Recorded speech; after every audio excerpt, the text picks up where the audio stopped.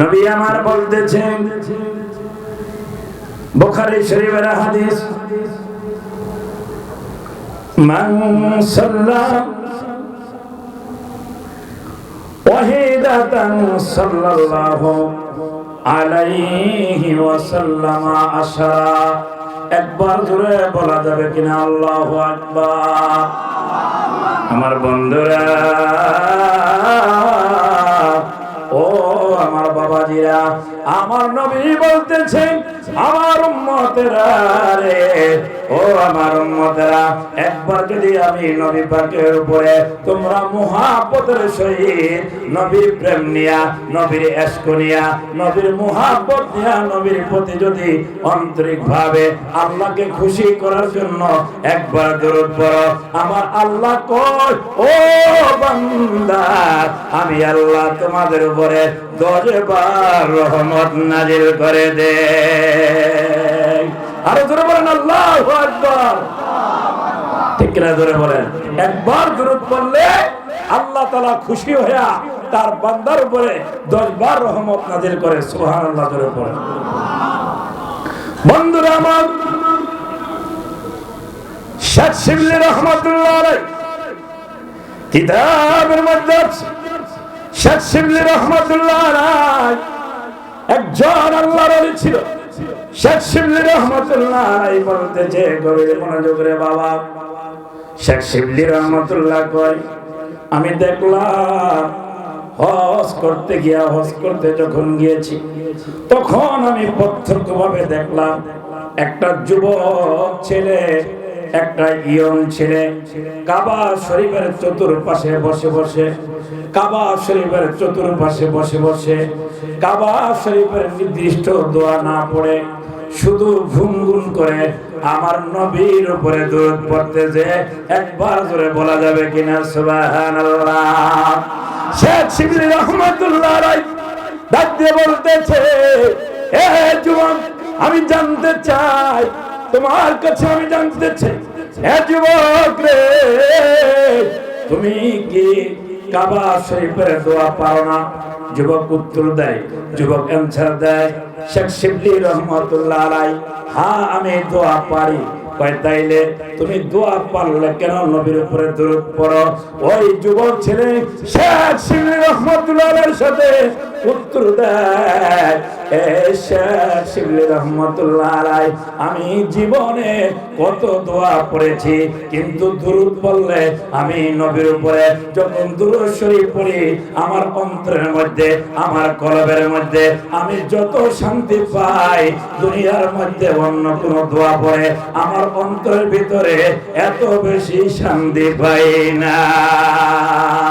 আরো জোরে বলুন সুবহানাল্লাহ।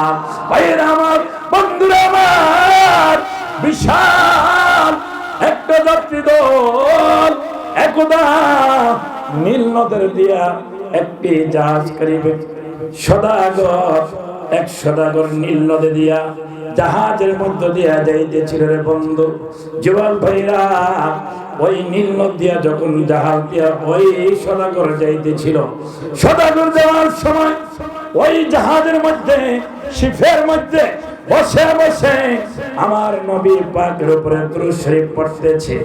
আর হঠাৎ করে সদাগর তাকাইয়া দেখে ওই শিপের জাহাজের পাশে গেছে গেছে একটা মাছ, নদীর মাছ তাদের দুরূদ শরীফ গুলি শ্রবণ করতে দেয়। আর জাহাজ যেদিকে যায় ওই মাছটাও সেদিকে যায়। একবার জবান খুলে বলা যাবে কিনা আল্লাহু আকবার। বন্ধুরা আমার, ও যুবক ভাইয়েরা, ও পর্দার আড়ালের মা বোনেরা, দিলের কান লাগাইয়া দিবেন গো মা।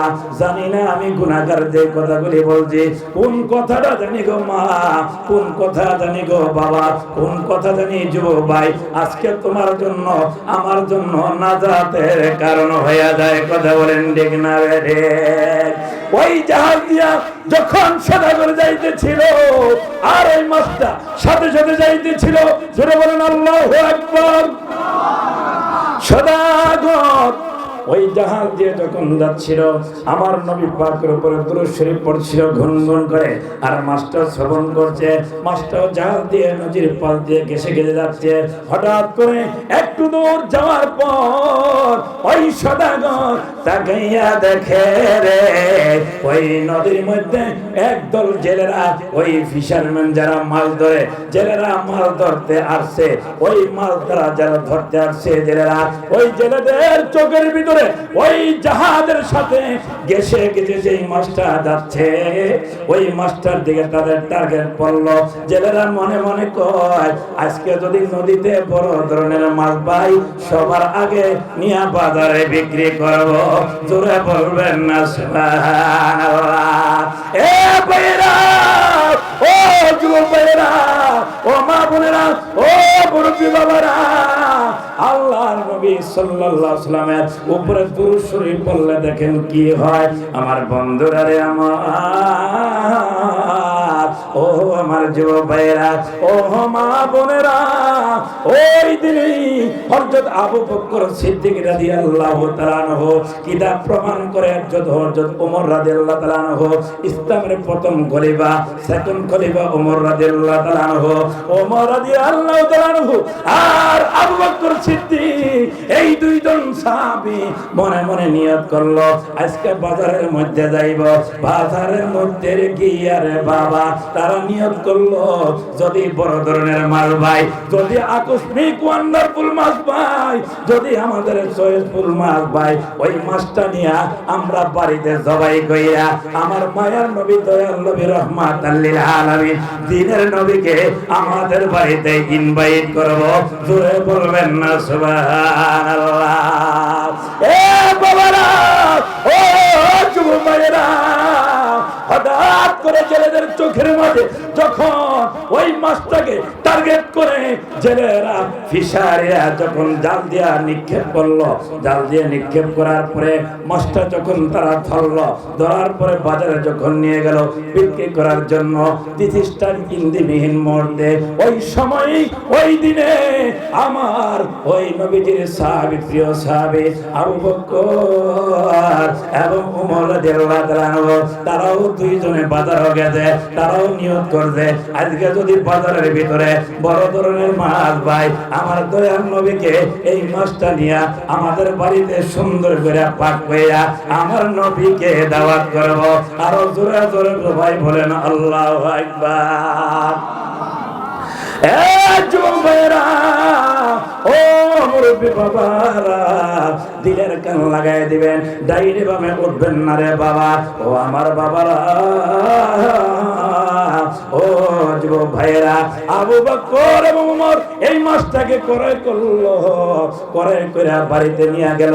বাড়িতে গিয়া তার বেগম সাহেবদেরকে বলল, স্ত্রীদেরকে বলল, তোমরা অন্যান্য দিন যেইভাবে পাক করো, রান্না করো, আজকে বললাম অন্যান্য দিনের তুলনায় সুন্দর কইরা এমন ভাবে একটা পাক করবা। কয় কারণটা কি? কয় কারণ হলো, কত হলো, আজকে আমাদের বাড়িতে রহমাতাল লিল আলামিন নবীজি তাশরীফ আনবো। আরে জোরে কয় না সুবহানাল্লাহ। ভাইরা আমার, this is done in the meantime, আমার নবী, মায়ার নবীকে তারা দাওয়াত করলো। যখন আবু বকর এবং ওমর রাদিয়াল্লাহু তাআলা আনহু বাড়িতে তার স্ত্রীদেরকে বলল, সুন্দর করে মাছটাকে পাক করবা, রান্না করবা, কারণ এমন একজন ব্যক্তি খাবারটা খাইব যিনি হলো কুল কায়নাতের নবী, নবীদের সম্রাট নবী, সমস্ত আম্বিয়া কেরামের মাথার মুকুট। জোরে বলেন সুবহানাল্লাহ। এমন নবী রে বাবা, যেই নবীর চেহারার দিকে তাকাইলে রে বাবা, সাহাবারা যুদ্ধের ময়দান থেকে যখন আসতো, রণাঙ্গনের ময়দান থেকে যখন আসতো, আমার নবীর দিকে যদি তাকাইতো, আমার নবীর, মায়ের নবীর চেহারা মুবারকের দিকে তাকাইলে সাহাবারা বলতো, আমাদের ক্ষুধা সাথে সাথে নিবারণ হইয়া যাইত। আরো বলবেন না সুবহানাল্লাহ। সবাই একটু বলেন ইয়া রাসূলুল্লাহ ইয়া হাবিবাল্লাহ ইয়া রাসূলুল্লাহ ইয়া হাবিবাল্লাহ ইয়া রাসূলুল্লাহ তুমি জীবন তুমি মরণ তুমি জীবন তুমি মরণ আধার ঘরে তুমি আপন তুমি মোদের পারের তরি তুমি মোদের পারের তরি সকলে জোরে বলেন আল্লাহু আকবার। আমার ভাইরা চুলার পাশে যখন ওই মাছটা পাক করার জন্য নিল, একবার নয় কিতাব প্রমাণ করা হাদিসের মধ্যে আছে, পাকের পাক করার জন্য চুলার কাছে যখন নিজে ট্রাই করলো, চেষ্টা করলো, মুজাহিদা করলো, চুলার ভিতরে আগুন ধরে না। আবার দ্বিতীয়বার চেষ্টা করলো, চুলার মধ্যে আগুন ধরে না। তৃতীয়বার চেষ্টা করলো, চুলার ভিতরে আগুন ধরে না।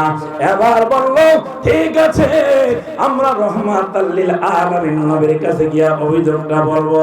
কারণটা কি, আজকে কেন আমাদের পাক করতে গেলাম চুলার ভিতরে কেন আগুন ধরে না? ওরে বন্ধু, এ চুলার পায়রা, ও মুরব্বি বাবারা, গভীর মনোযোগ। যখন চুলার পরে নিচে পাক করার জন্য পাক কিন্তু হয় না, চুলার ভিতরে কিন্তু আগুন ধরে না। এবার আমার নবীর কাছে গিয়া কয় ইয়া রাসূলুল্লাহ ইয়া হাবিবাল্লাহ, ও মায়ের নবী, দয়ার নবীজি, একবার নয়, দুইবার নয়, তিনবার চেষ্টা করলাম চুলার ভিতরে আগুন ধরানোর জন্য, কিন্তু আগুন কেন ধরে না? এবার আমার নবী কয় তোমরা যেই মাছটাকে পাক করার জন্য নিয়ে যাও, ওই মাছটা তো আমার নবীর উপরে দুরূদ পড়ছে। আমার নবীর দুরূদ পড়ার কারণে শুধু এই মাছটার উপরে তুমি দুনিয়ার আগুন না, দুনিয়ার আগুন না, জাহান্নামের আগুনও এই মাছটার উপরে আমার আল্লাহ হারাম করে দিয়েছে। জোরে বলেন আল্লাহু আকবার, আরো জোরে বলেন ইয়া রাসূলুল্লাহ। একটু মুহাব্বতে পড়েন আল্লাহুম্মা সাল্লি